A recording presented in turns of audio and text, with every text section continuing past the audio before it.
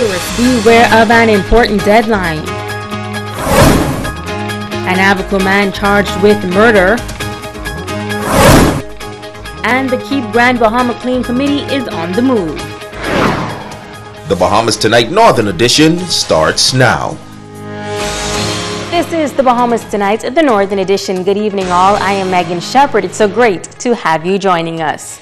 Motorists, beware. The Road Traffic Department has set a deadline for the collection of plates from its offices in the National Insurance Building. Officials say the process of production of plates has improved. But as we hear in this report from Italia Hall, that isn't the only improvement on the drawing board.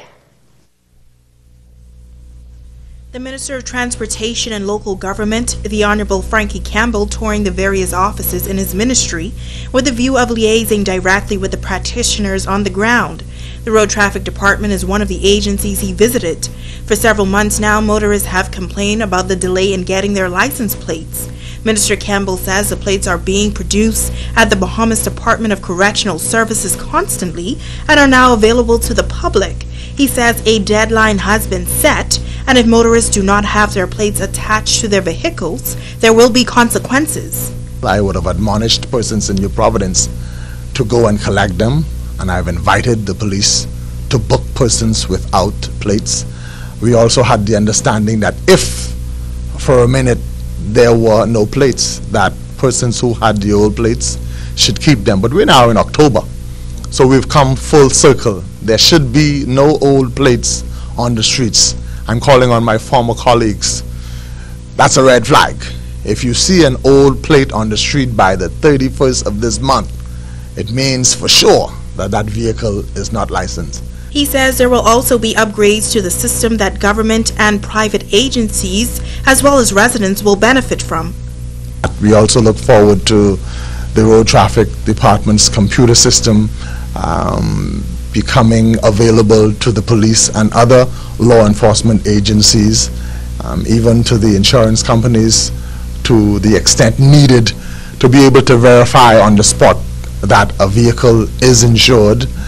We are looking at ways that we can tie in the age-old question of backlogs, of warrants, traffic infractions, etc., to that whole system that will make it much easier for us to police and make it much easier for persons who would have had the bad experience of having paid for a warrant only to be stopped and told that the warrant is still outstanding.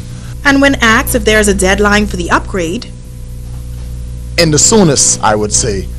I'm one of those persons who don't like to give timelines because circumstances change and then you are seen in a bad light if the particular timeline is not met. Reporting for ZNS Network News, I'm Italia Hall. In other news, a local human rights activist says careful planning must be at the center of the government's new aggressive immigration exercise. He says focus should not only be placed on the law, but the way the law is carried out. Shashina Roll explains. As the date for the government to begin an aggressive immigration exercise at the end of December moves closer, human rights activist Joe Darville is calling for the special training of officers to deal with those persons who have entered the country illegally in a humane manner, so that they know exactly how to handle people carefully, respectfully, and in a dignified manner. You can't go out there and rough up God's people. You cannot go out there and separate mothers from their children, etc. You have to have a particular procedure in place where these officers will be advised by a legal team and also by human rights advocates as to how this is going to be carried out, because too many tragic things have happened in the past with respect to how illegal individuals have been handled. He believes that a special task force should be established to carry out this mandate. We have way more immigration officers to carry out this task. The problem is the proper training. They must be trained in human rights. This should be exactly. We should have a special task force of immigration officers so trained in all fundamental rights of people according to our own Constitution, according to the OAS, and according to the United Nations Code for the proper treatment of peoples, if they're here legally or if they're here otherwise. Darville is of the view that the Immigration Department should partner with certain organizations for proper training. We have, when you're training the immigration officers and even police officers, because some time ago I was invited to do a session for police officers by Commissioner Green Slade as to how you handle individual people in a humane, respectful manner.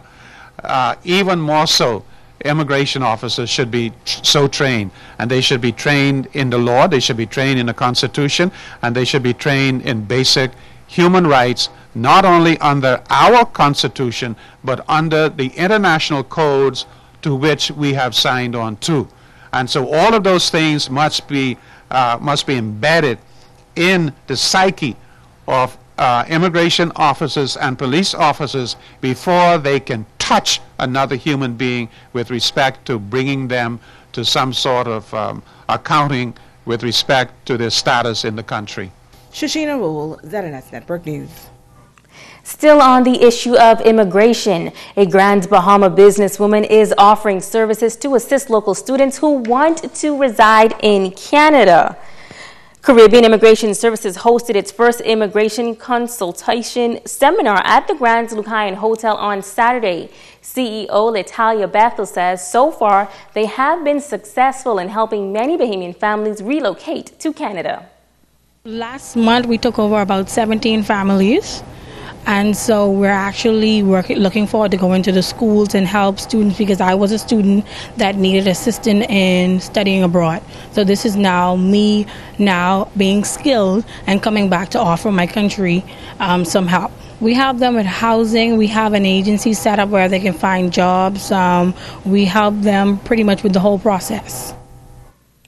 Mashid Bazagarn of Immigration Settlement Services in Canada is working with Caribbean Immigration Services to make the process as smooth as possible.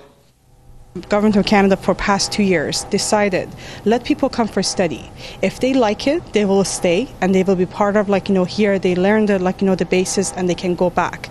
So they opened the doors for study permits from age of 7 all the way to age of, the recent person that I actually obtained a study permit was 59 years old. So they are very flexible in terms of studying. Now you can contact Caribbean Immigration Services at immigration2017@gmail.com. An Abaco man arraigned before the court yesterday on the charge of murder. Lovardo Hyler of Marsh Harbor, Abaco, shackled and handcuffed, was hauled before Magistrate Debbie Ferguson. He was not required to enter a plea due to the nature of the offense and was remanded to the Bahamas Department of Corrections until February 26, 2018. That is when a preliminary inquiry will begin. It is alleged that sometime between October 21st and 26th in Marsh Harbor, Abaco, and by means of unlawful harm, Hyler intentionally and unlawfully caused the death of a female. Magistrate Ferguson telling the accused that if circumstances change in the future, the court will know the identity of the woman.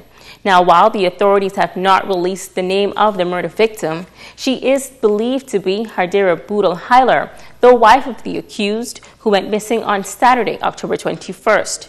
The badly decomposed body of a female believed to be that of Boodle Hyler was found last Thursday off the Sherlin-Boodle Highway. Following that gruesome discovery, police confirmed that a male relative of the victim was being held in custody, assisting with the investigation. Stay with us. The Bahamas Tonight Northern Edition continues in just a moment.